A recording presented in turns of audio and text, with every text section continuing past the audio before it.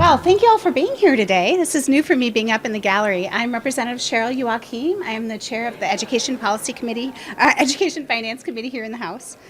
And as you can tell, I'm extremely excited about this bill and the proposal that was crafted by our House Education, Finance, and Policy Committees and our Children's and Family Committee.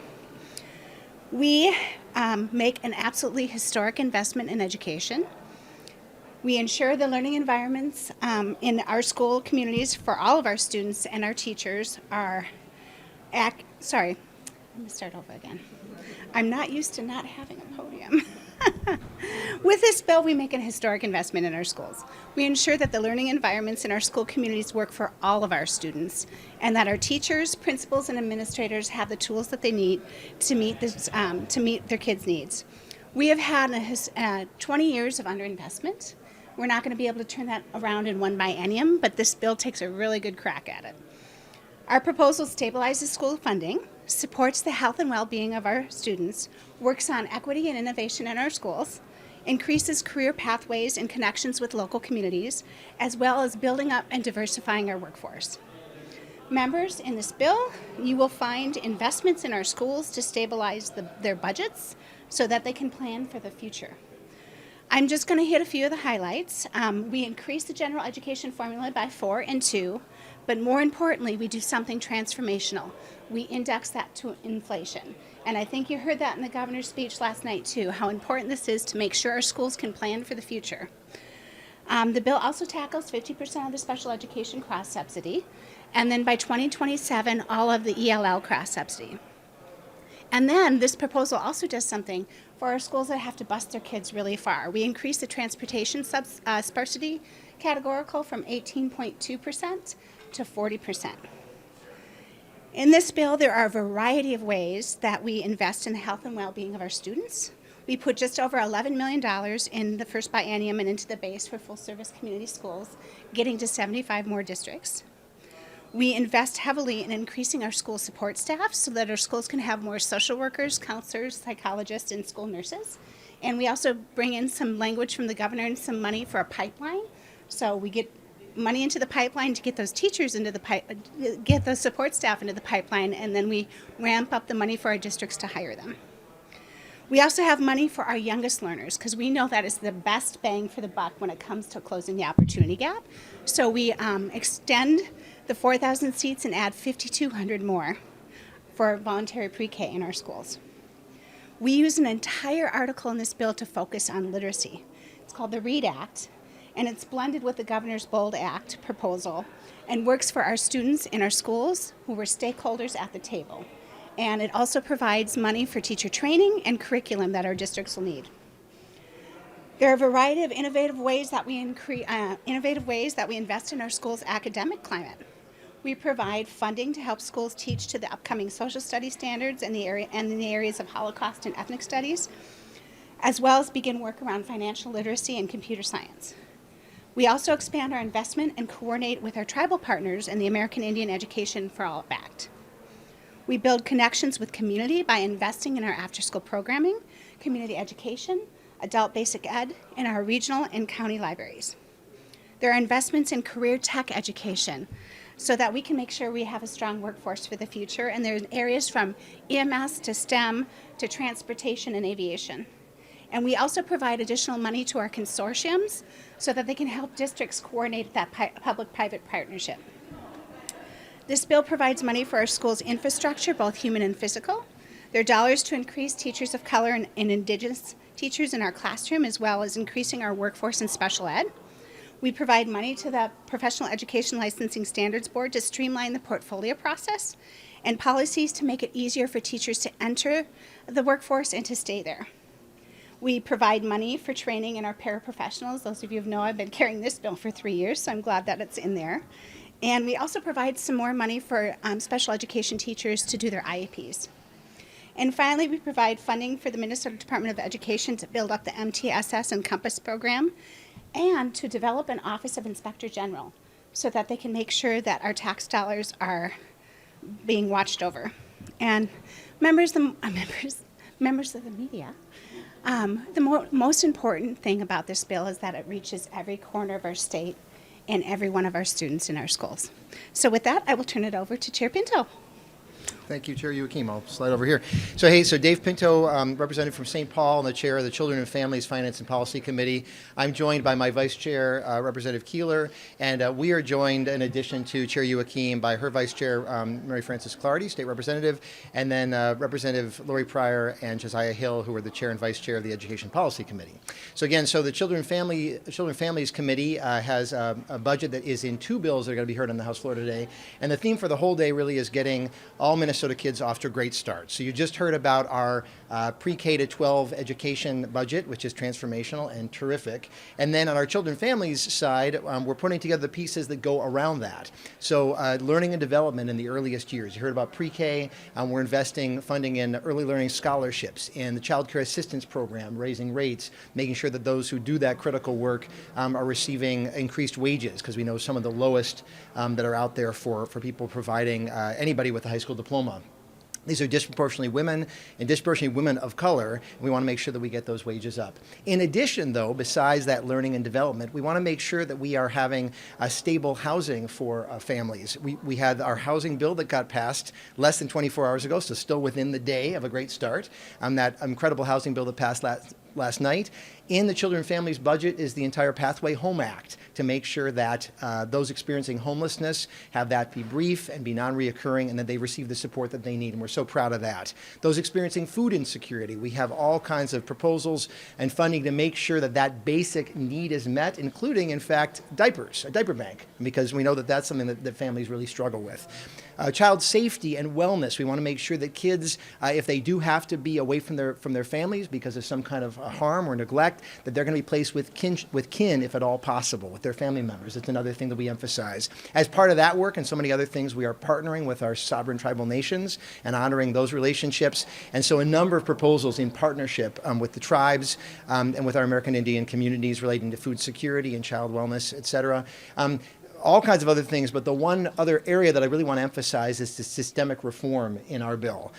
We want to make sure that we are coming at this from a different perspective and taking advantage of the opportunity right now. We invest in information technology. The IT systems are ancient and need to be addressed in so many of these programs.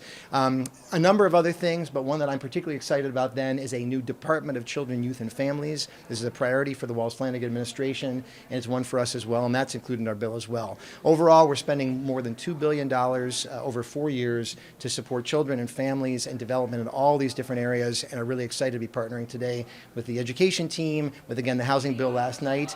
And I'm very excited that we're joined by our leader, by the Speaker of the House, Melissa Hortman, who I suspect will have a few things to say. No, I'm good. Oh. I'm good. I can say one thing. I think, please do. Just look at this incredible team. We have really extraordinary leaders. Dave Pinto has been working in this area for eons, and we have phenomenal chairs and vice chairs in all these committees who worked hard on these bills through the session. My only role in this was to make sure they had fantastic targets, which they do. And I think with that, I think we're ready for questions. I see nodding, so, and yeah, Chair Joachim, come on up. Down here on the floor. Whoever wants to take a question on reading and literacy, this strikes me as a fairly significant change. Maybe the steps to ending the reading wars. Are you really going to fight over what you call it, whether it's evidence-based or science of reading, which seems to be at issue here?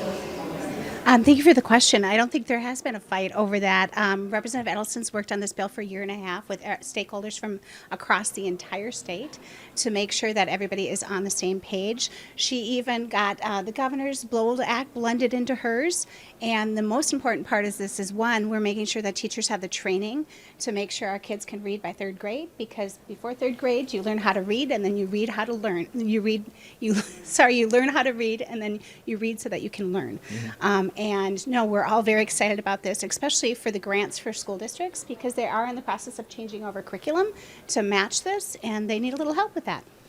Well, we were at a press conference earlier today, and in fact, an issue is that you don't say science of reading in the bill, and that is an issue for Republicans.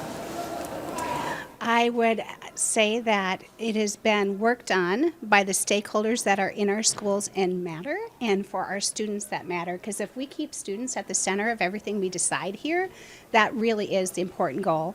And making sure that they can read is number one. At that same press conference with Republicans, I asked them about the indexing, the rate of inflation. Do they think that, meets schools' needs in ongoing years? And they said they would not comment until the House and Senate Democrats are on the same page about it. Are Senate Democrats not on board with inflation for school funding? I think many of them are, and I know last night the governor said it in his speech, and I know we are in the House. And what you have to remember is that it's a 3% cap.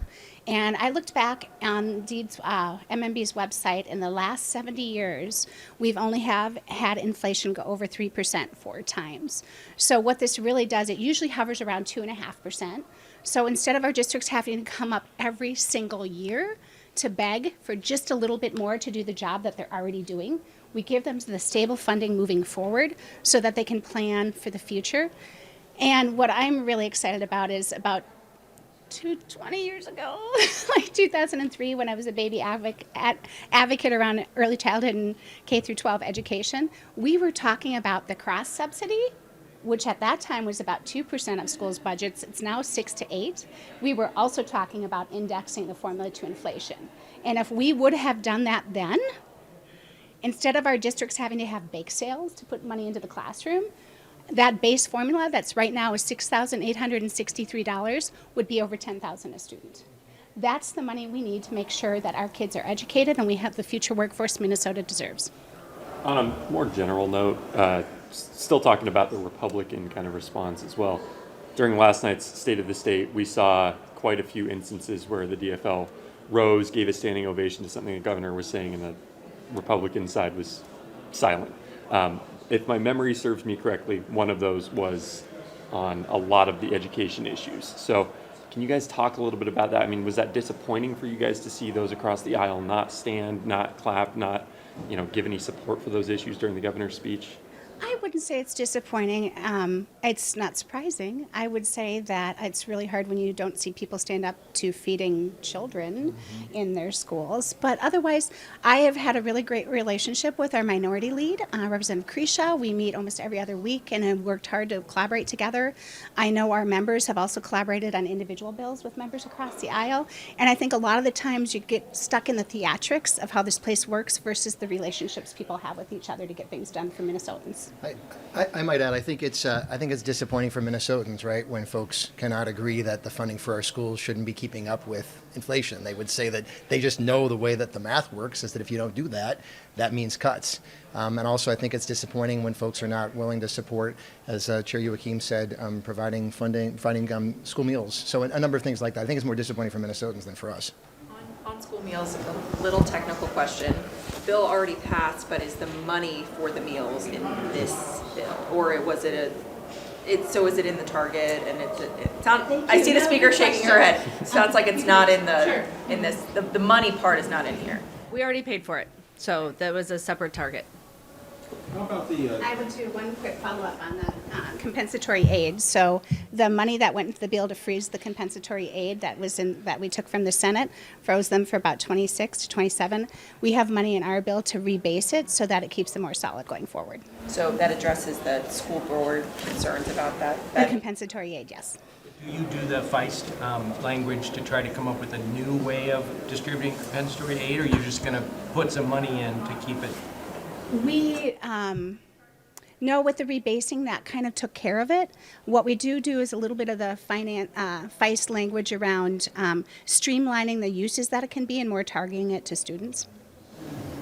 how about you're going to get this amendment asking for some of the money to go to vouchers, essentially. What will your response be?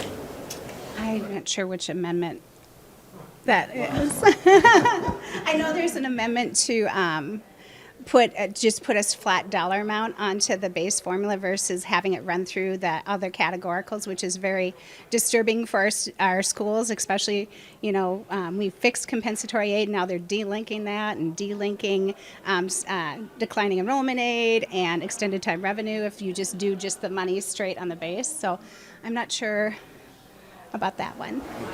Well, just, I guess we'll go. Yeah, we over believe the- in public education. Yeah. Thank you. Sure.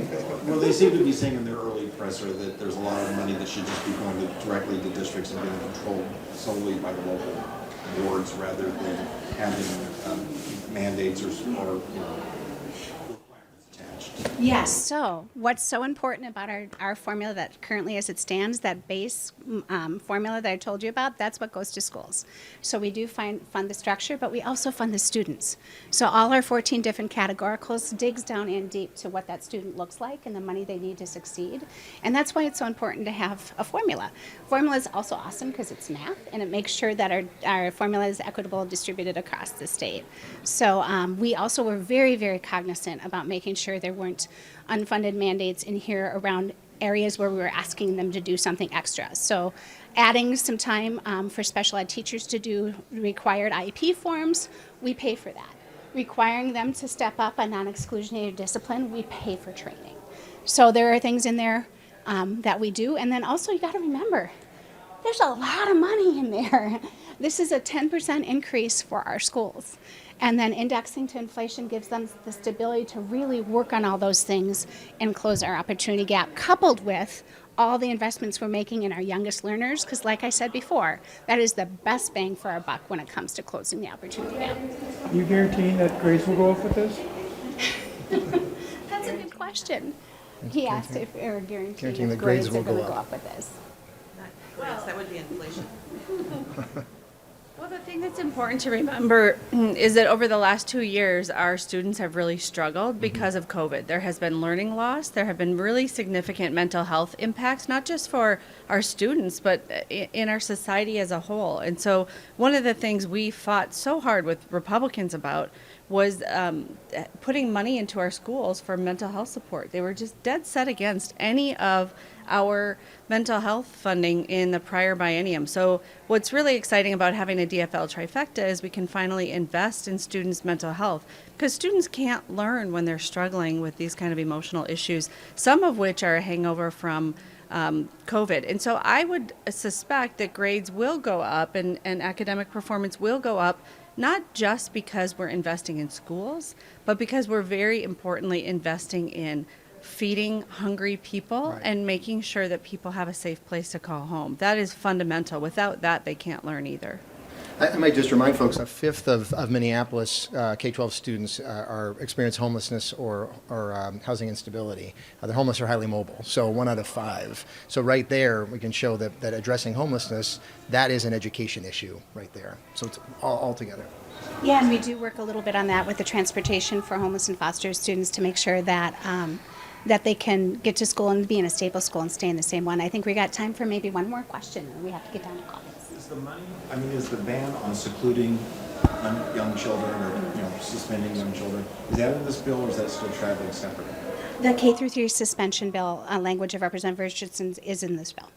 Can you talk at all just quickly about some of the Last question. curriculum changes? I think there's like a new genocide class, a personal finance, civics, and also ethnic studies. Just why you think that that's important to include that in school curriculum? So we're not adding new classes, but a couple of points we're saying that curriculum that schools are right now supposed to teach, we're saying, yep, you got to teach it. And that's what we're doing with civics. That's also what we're doing with genocide and the Holocaust. It's already in our academic standards. It's already part of the curriculum. We're also adding new academic standards about what's been missing. And we know it's been missing. And it's not reflected of Minnesota today if we're not talking about the diversity of our population. So the ethnic studies is something that we're going to be incorporating more into our curriculum. And, eventually it can be courses, but we know that we have to keep working with the districts. We have to get the resources they need to build these classes and to make them effective for the students. So So it's not so much new, it's just saying holding our school districts accountable for teaching what we know our kids need to learn. Can you say your name again? And I'm Lori Pryor, I'm the chair of the policy committee. Thank you all so much. Thanks for your work. Really appreciate it. Thank you.